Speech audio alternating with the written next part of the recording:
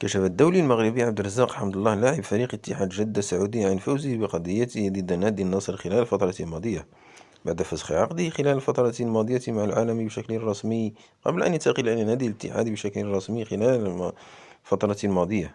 وأوضح مهاجم الأسود عبر حساباته الرسمية بمواقع الاتصال أو التواصل الاجتماعي أنه تسلم جميع مستحقاته متأخرة من جانب نادي النصر بعد ظهور كذب كافة الادعاءات التي جاءت ضده وبرأته من كافة التهم التي وجهت إليه خلال الفترة الماضية. وواصل: أعتز بكل تأكيد بالمرحلة التي قضيتها داخل نادي النصر خلال الفترة الماضية، ولكن تصرف المسؤولين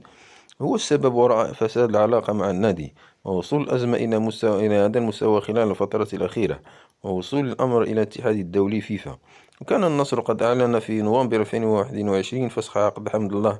بعد دخوله في أزمة قوية مع الطاقمين التقني والإداري،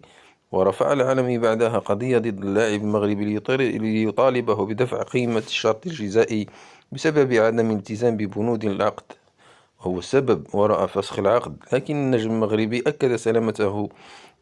مع موقفه، وحصل على مبلغ مستحق مقدر بنحو 3,300,000 يورو.